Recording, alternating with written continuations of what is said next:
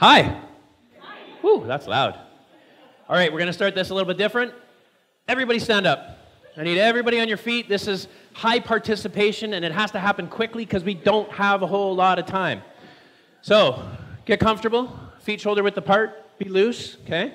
Now, what I need you to do is pick a number for you between 1 and 10 to measure your level of happiness at this exact moment, okay?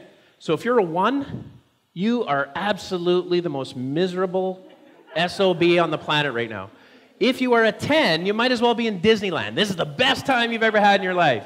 So you're probably somewhere in the middle, so dial into your number, figure out what your happy level is right now, and dial into that number. Got it? Perfect. Next step. Smile like your life depends on it. Right now, smile. Like this, and hold it. So you're going to smile until you can feel it in your cheek muscles, and just keep smiling. All right? So smile, don't stop. Keep smiling. You can do better than that. There we go. Keep smiling. Check out your neighbors on the left and on the right, and if they're not smiling, give them an elbow in the ribs and get them smiling. All right. Okay, everybody good? Okay, you can drop the smile if you want. Get loose.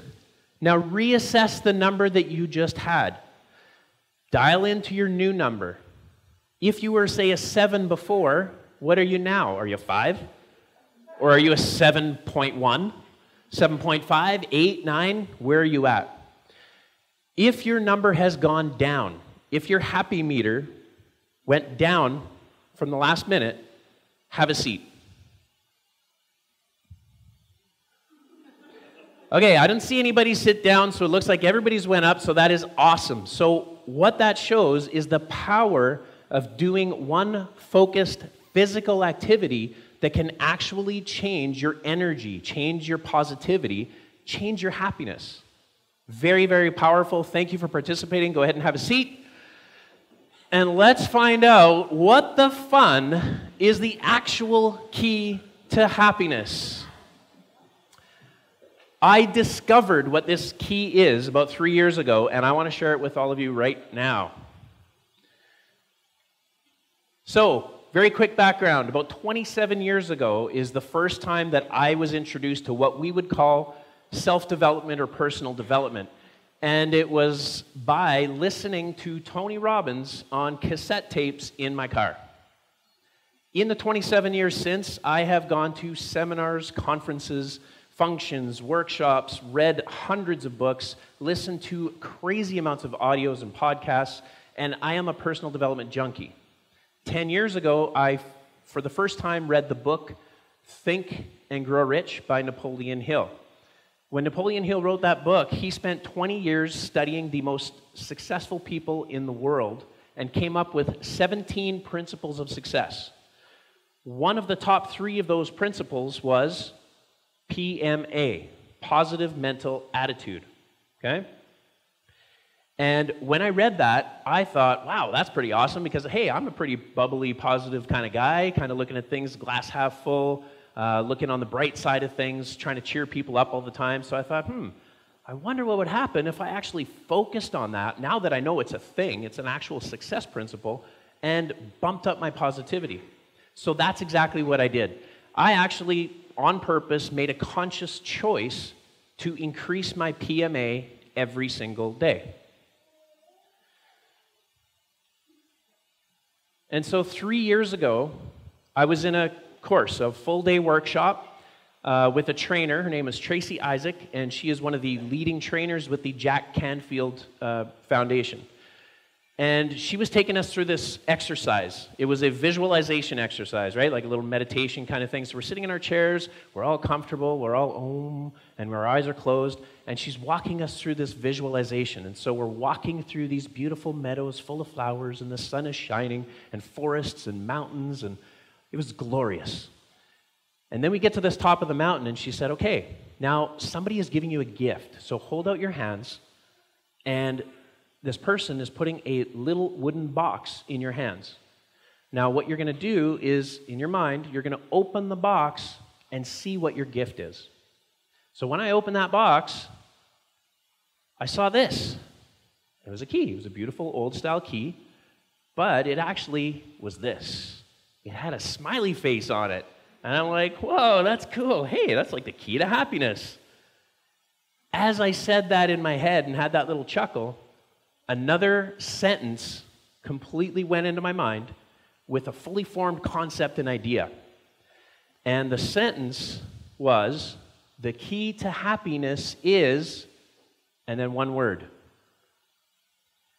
And when I heard that sentence with that one word saying what the key to happiness was, I thought, whoa, that is so obvious. That is so profound. And yeah, that totally is the key to happiness. But yet it's so obvious and simple. How can I have not have heard of that before? So, I'm not going to drag it out. I am going to tell you what I discovered. I'm going to tell you what the actual key to happiness is. And then I'm going to tell you the process that went on after, and we're going to talk a little bit about it. So, are you ready? To find out what the actual key to happiness is. The key to happiness is happiness. The key to happiness is happiness. So let's talk about that. Right after that session, the very first thing I did was I wanted to post this on Facebook, because that's what we do. So I Googled it. I said, the key to happiness is happiness. And I Googled it, and I thought, yeah, I'm going to get some really cool image from that, because somebody has obviously written this down before and put an image to it, and then I can just share it and put it on Facebook. So I went to images, and guess what I did? I scrolled, and I scrolled, and I scrolled some more, and guess what I found? Nothing. Zero. According to the internet, this idea of the key to happiness is happiness has never been said before. So how awesome does that make me feel, right? So through my scrolling, I did find one piece that completely epitomized exactly what the concept and the idea was in my mind. Different words, but exactly the same concept. So this one quote that I did find was by the late Dr. Wayne Dyer, and it is this: there is no way to happiness. Happiness is the way. Happiness is the key. So when I found that, I was happy, because it wasn't just me, and I wasn't too crazy, because if Dr. Wayne Dyer thought of the same idea, it makes sense. So the key to happiness is happiness. So let's talk about that, the mindset of that for a moment. So Earl Nightingale, in The Strangest Secret, over 100 years ago, said, we become what we think about. So in the morning when you wake up, if you are thinking predominantly negative thoughts and carrying those thoughts, predominantly negative thoughts throughout your day, you're probably going to have a crappy day. If you wake up in the morning and you have predominantly positive thoughts and you carry those thoughts with you throughout your day, you're probably going to have a much more awesome day. Pretty simple stuff, yeah? We become what we think about. So what are you predominantly thinking? And what do we have for control over that? Viktor Frankl was a Jew who survived the German concentration camps in Nazi Germany. He wrote the book, Man's Search for Meaning, and he said, you can take away my wife and my children, you can strip me of my clothes and my freedom, but there is one thing that no person can ever take away from me, and that is my freedom to choose how I will react to what happens to me. The amazing thing about being human is that there is one thing that we absolutely have the ability to control, and that's our thoughts. We can't control the weather. We can't control the drivers. We can't control our spouse or our kids or our partners, but we absolutely can control our thoughts to everything around us, and that is very powerful as well. Happiness truly is a muscle just like anything else. It can be. If you want to build up some biceps, what do? You pick up the weights and you do some curls. If you want to exercise your happy muscles, what do? Maybe you smile for 30 seconds, right? And raise your level of positivity like we just did.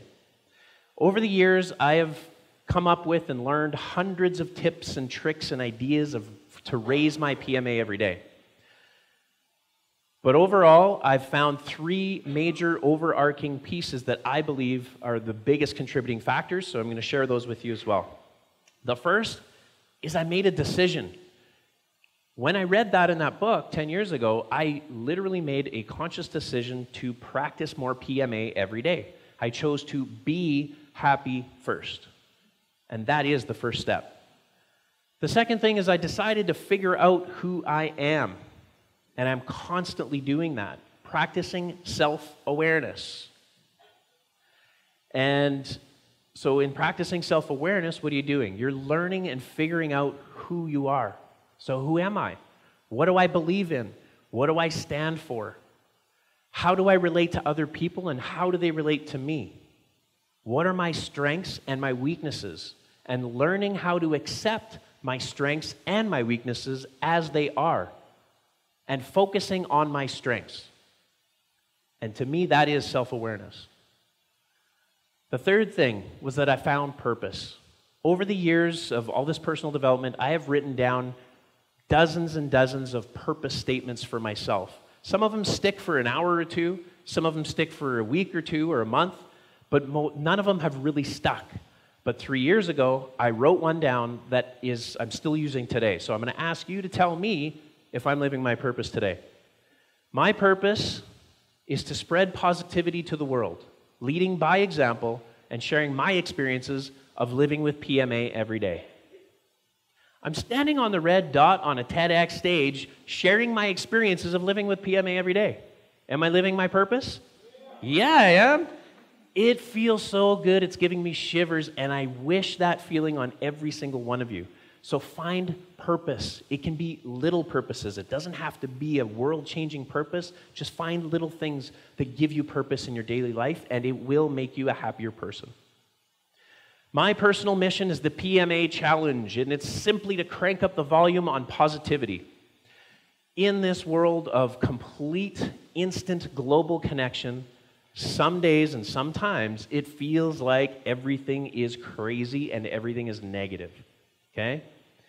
The facts and the truth, and the studies are all there, show that we are living in the best time ever. There is so much positive things to talk about. It's just that we don't hear it as much as we should. The reason for that is because the minority of people or events that are negative in this world are obnoxiously loud, right? They're super loud and they drown out the masses of people who are way more positive than they are negative. So my challenge is for each of us, in our world, in our little bubble, in our environment, just crank up the positivity a little bit. Share more positive stuff than you do negative, and have more fun and smile more. And that will raise that positivity level, and that's how we turn up the volume worldwide. And so, the key to happiness is happiness. It starts there. We shouldn't be, in my opinion, on a mission to search for happiness for our whole lives. We all know what happy feels like. We've all felt it, hopefully, on a daily basis. So just go back there more often and think about it more. Because what you think about comes about. And where does it start? It starts with me. I need to be the change that I wish to see in the world. And so I choose to put on the happy face and remember it and be positive every single day. Be good, do good, always. Thank you.